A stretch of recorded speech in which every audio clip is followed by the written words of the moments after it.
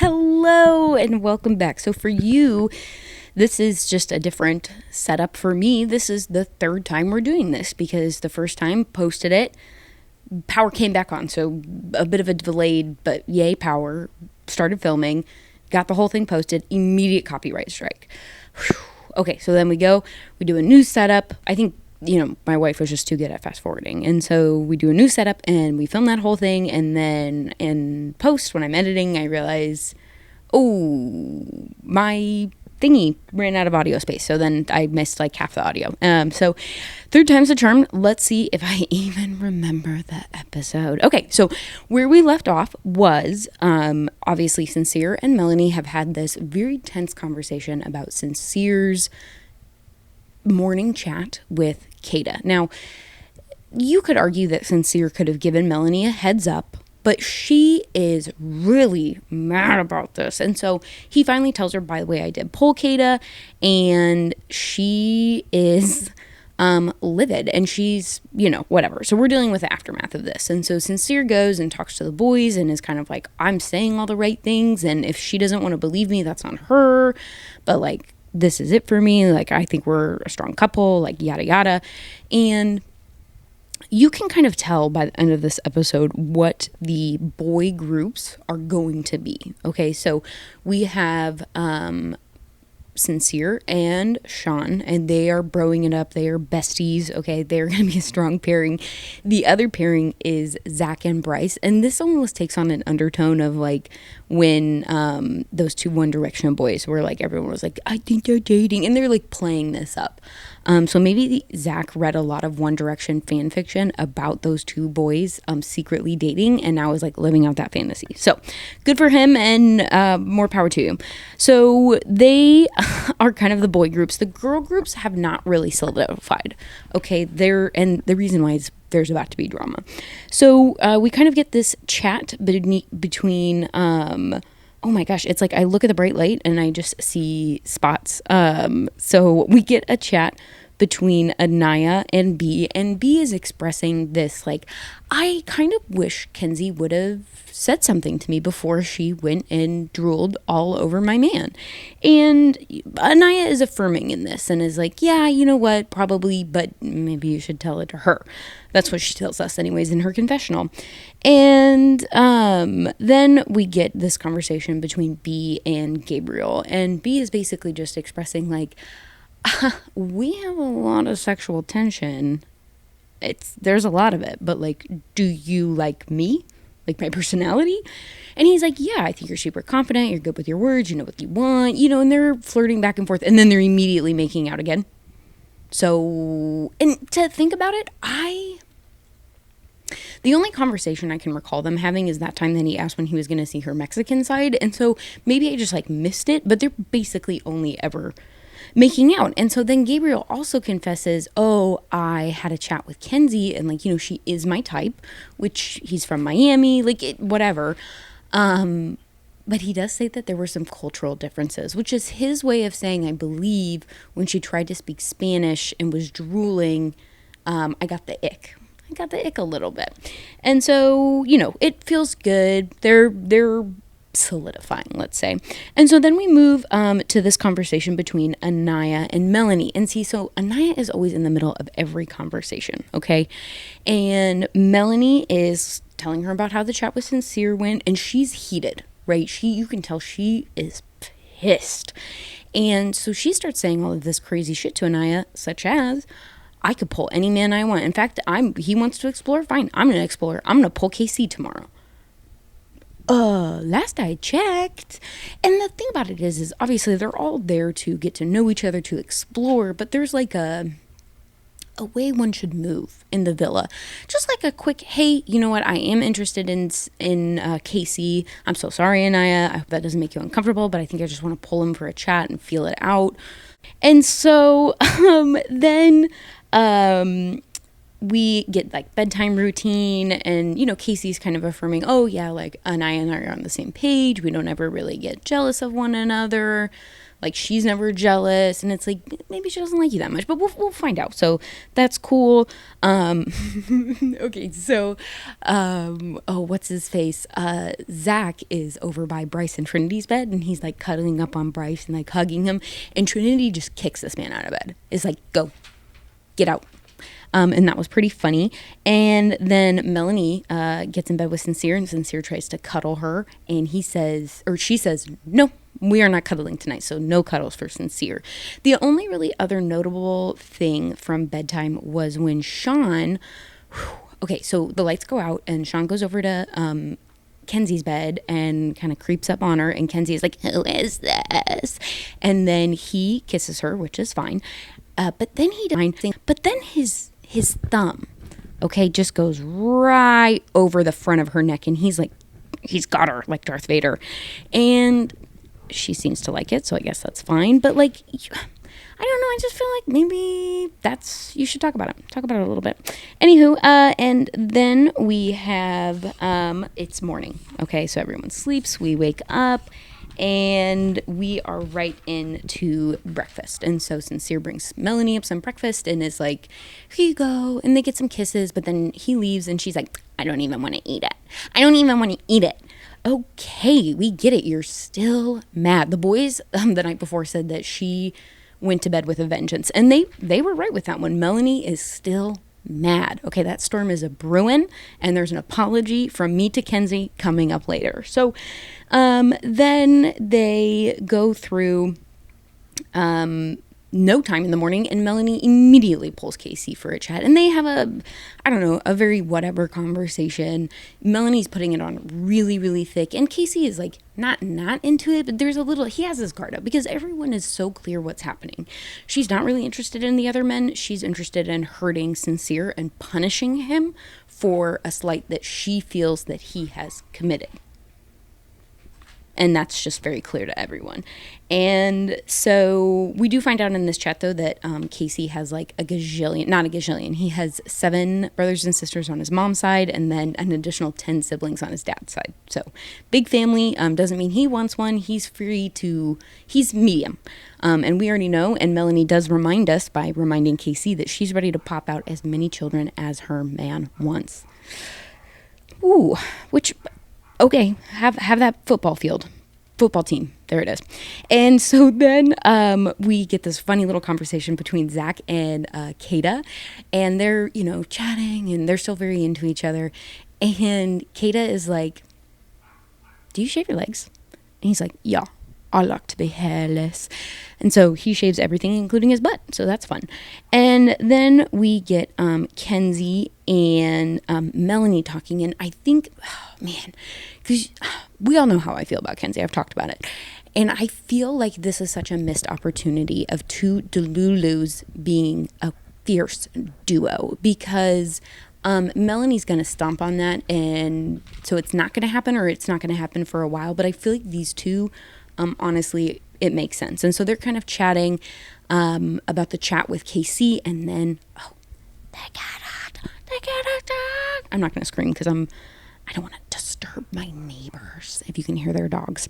And so it's game time. It is our first ooey gooey sticky game of the season, and the premise is boss bitch. Okay, so this is HR violation, HR nightmare, very inappropriate, steamy office. Okay, and so when we're playing this game, there's this big circular table, and each girl will take a turn, and first they strut their sexy stuff. We get to see everyone twerking for the first time, or trying to. I'm looking at you, Kenzie. And then after that, they kiss their office crush, kind of pull them up on the table, do a big show. It can't be the person you're coupled up with. And then from there, you read off a prompt like who has smelly toes, and you pick a person, and then they get injected just like poof, into this big vat of pink slime. And so when you think about this challenge, I want you to remember that they're in Fiji, and that of time of shooting, you can tell by the sun and the way they're all doing this. with the papers that are in front of them, that it is hot. So when you get slimed, it's very, very unpleasant. And so after you slime, you go into the secret room, and there's a big, tall bombshell waiting for them to make out, right? Because it's a secret, no one can see. We're going to circle back to the bombshell later. So let's go through this. So first up is Anaya. She does a nice little dance. Okay, she pulls Sean onto the table, and Sean really gets after it. He's squeezing ass. He is feeling good. And then her question is, who is going to take credit for the group project? And she slimes Casey. So Casey gets slimed. Anaya kisses the bombshell. She comes back out and then has a really nice long kiss with Casey, because that's who you end with, is who you're in the couple with. Next is B, and B struts her stuff, and she kisses Sincere as her crush, and Sincere picks her right up, just whoop, pop, right into his arms, and he really goes for it. And then her question is, who isn't afraid to step on toes to get what they want? And she picks out Kenzie, and this is unfortunate for Kenzie because she hasn't gotten to kiss the bombshell yet. So she gets slimed, and that means when she goes in to kiss the bombshell, she does end up looking a little bit like a wet otter. And she is kind of annoyed at B for this because she thinks you should pick Kata. She's the new broad on the street. Like, don't betray your main OG girls. And so then B shares a very steamy kiss with Gabrielle. Sorry, I don't know why I'm calling him Gabe. Gabrielle. And that's all fine and dandy. And then it is Trinity's turn, okay? And so Trinity comes out. She ate, okay? I think out of all of them, I would say her twerking was the best. It wasn't Kenzie. We'll get to that. And so then her office crush is also Sean. So Sean's getting a lot of action, okay? And again, he goes for it. They're down on the table. There's dry humping. It's very intense. And then her question is, who is faking it for the promotion? And she picks Bryce, and Bryce is so upset. This really hurts his feelings, okay?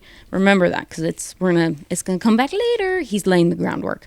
And then she goes in, she kisses, and comes out, and then makes out with Bryce, who she has just slimed. And Bryce is like, he throws her down on the table, and he's like, I'm gonna show her that I got that dog inside of me, man.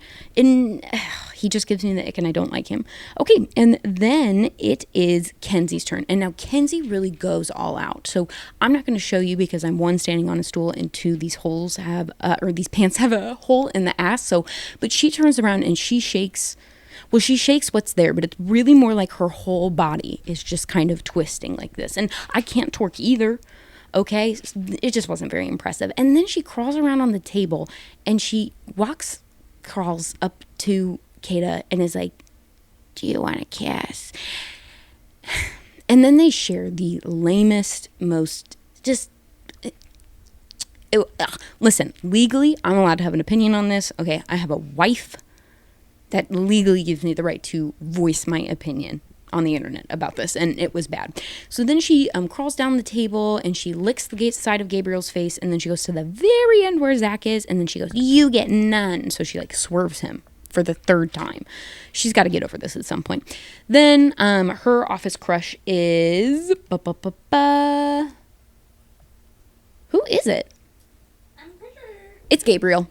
Oh, that's right, because before she kisses him, she jumps down into the splits and bounces up and down in front of him, and that was impressive, okay? No one can take that away from her. She really ate with that. But she brings a lot of energy, and the group is very about it. And then her question is, who's the biggest gossip? And she picks Anaya, and she's right for that because Anaya is in the middle of every single conversation. So no shade there. And then she comes out, and because she's single, she picks Sean. So again, he is just on the lineup. I'm sure he's feeling very good about himself. And then we round this out with Kata. Oh, wait, no, we can't, because it is Melanie, my big circle dot that is not allowing me to read, made me forget Melanie. So when Melanie goes, she goes out and she's strutting her stuff and she's doing a good job. And then she picks Casey. And Anaya is like, what? And I think that's totally fair. It felt almost more malicious to Anaya because I feel like you would have picked Sean, and that would have been more hurtful to Sincere. And that does really feel, again, like Melanie's goal. And so then her question is, who needs to be fired? And she picks Kata. So Kata gets slimed, but Kata was smart, okay? She did this like slick back bun look. And so when she pops out of that slime, she honestly looks really good. And I can't even imagine trying to kiss this like hot, dark bombshell who looks like he's in a black suit. He looks like he should be in a romance novel, like on the front of it. And then you go in and you look like a wet otter. So she was smart. She ate with that. And so then, fast forwarding in time, when it is Kata's turn, she dominates this performance. Like, she looks like she was born to be in this role. She is the boss bitch. Like, Kenzie gave it the energy, gave it the heart, but Kata executed, okay? And so she makes out with Sincere, and it's a long one, and it goes on, and it's very graphic, and I think everyone at the table was a little bit uncomfortable. Then after that, her question is, who needs an upgrade from their partner? And she picks Sincere, so she slimes Sincere to slight Melanie. And I like this move. Transparently, I'm here for it. And so then we get to the aftermath of this challenge. And the aftermath of the challenge is that they all have to sit around in the hot baking sun, right? Because now we're like just past the hottest point of the day on these day beds, and they're covered in this slime, and they've got these dollar bills stuck to them. And I think this is a psychological torture method from the producers so that, because think about it, you're irritated, you're itchy, you're sticky, and then you have to talk about all of your feelings of anger towards your friends for making out with the person you have a crush on. So sparks are gonna fly. So Melanie and Kata try to squash this beef between the two of them regarding the sliming situation. And Kata, because she was all like, it's fake love, because Melanie was like, no, babe, it's just because you were here, you're the newest girl. And Kata's like, no, okay, like, because it's so clear that she's mad that she had a conversation with Sincere, so it's just disingenuine. And then the boys are talking, and Bryce is very like, I'm just so hurt by getting slimed by Trinity because I'm such a nice guy and I've been doing so much for her. What is he? Name one thing. I cannot name one thing that he has done other than they weren't mad at each other when they mutually decided to jump ship. That's it. And so he's like, it lit a fire under me, and I'm really going to show her I've got that dog, that animal inside of me. And this is what I think is happening, is I think Nick is trying to recreate there it is, Bryce. I think Bryce is trying to recreate the Nick and Olandria play, and it's just not working. He is not going to be Nick. He is no Mamacita. Okay, he will not be giving the meme of the moment. He is so boring, but I think he thinks, oh, this is the baddest, his words, not mine, the baddest, most beautiful black woman. And she's stunning. And I just think that that is going to lead him to all of the fame and fortune and traveling and modeling. And it's not, because he does not have Mamacita. Okay. And no shade to Trinity. She's gorgeous. And honestly, it breaks my heart, that he sells it and she buys it. We'll get to that though. So then Sincere is kind of like, man, this kiss with Kata was amazing. We would still be kissing. He talks about sticky situation in more than one way. It's implied. Okay. And so then they finally are allowed to shower. Oh, thank God. And so it is then the night section. And so everyone kind of gets ready.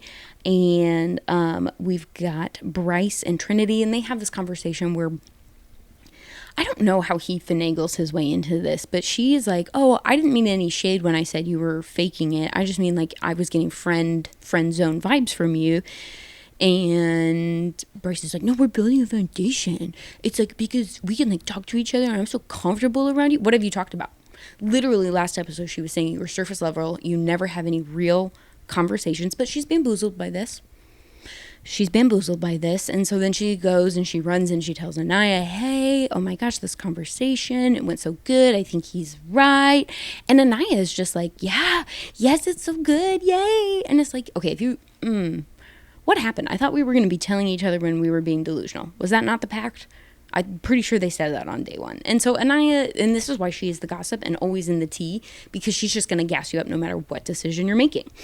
And so then we get B, and she finally does pull Kenzie and is like, hey, Next time you want to drool all over my man, I need you to just give me a little heads up. That's not exactly what she says, but that's the energy. Like, she's respectful.